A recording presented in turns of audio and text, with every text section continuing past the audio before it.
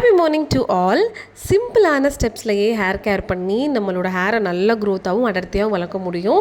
So நான் வந்து பார்த்திங்கன்னா டெய்லி காலையில் கருவேப்பிலை ஒரு 15-20 வந்து வாஷ் பண்ணிவிட்டு எடுத்துப்பேன்.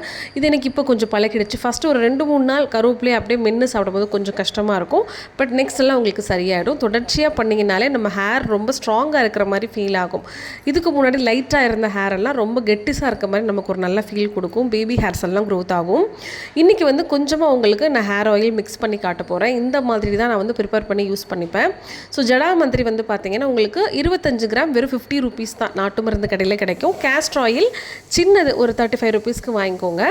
ஸோ இது வந்து பார்த்திங்கன்னா ஜஸ்ட் நான் ஒரே ஒரு பீஸ் மட்டும்தான் இன்றைக்கி ஆயிலில் வந்து இன்ஃப்யூஸ் பண்ணி உங்ககிட்ட காட்ட போகிறேன்.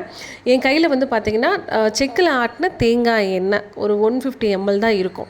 ஜடாமந்திரி வந்து ஜஸ்ட்டு ஒரே ஒரு பீஸ் தான் அதில் எடுத்து நான் போட போகிறேன். இப்போ நீங்கள் 1/2 லிட்டர் என்றைக்கு ப்ரிப்பேர் பண்ண போகிறீங்கன்னா கேஸ்டர் ஆயில் வந்து பார்த்திங்கன்னா 35 ரூபா பாட்டில் வந்து 2 பாட்டில் வாங்கி அதில் மிக்ஸ் பண்ணிக்கணும். அதே மாதிரி ஜடாமந்திரி வந்து 25 கிராமும் போடணுன்னு அவசியம் இல்லை. என் கையில் இருக்கிறது 25 கிராம்.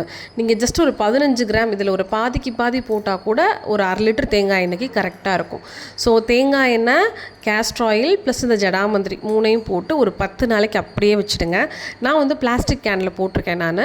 ஸோ நீங்கள் பண்ணுறதா இருந்தால் கண்ணாடி பாட்டிலில் கூட பண்ணலாம். இல்லை மூடி வைக்கிற மாதிரி ஏதாவது எவர் சில்வர் பாத்திரம் இருந்தால் பெஸ்ட்டு, அதிலே போட்டுருங்க.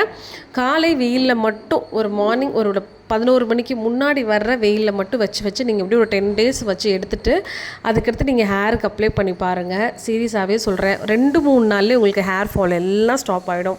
பேபி ஹேர் எல்லாம் க்ரோத் ஆக ஆரம்பிச்சிடும். முடிஞ்சால் தலை குளிக்கும் போது சீகக்காய் யூஸ் பண்ணுங்கள். இப்போ நான் சொன்ன இந்த விஷயத்த 1 மந்த் ஃபாலோ பண்ணுங்கள். நிஜமாகவே சூப்பர் ரிசல்ட் இருக்கும். கமெண்ட் பண்ணுங்கள்.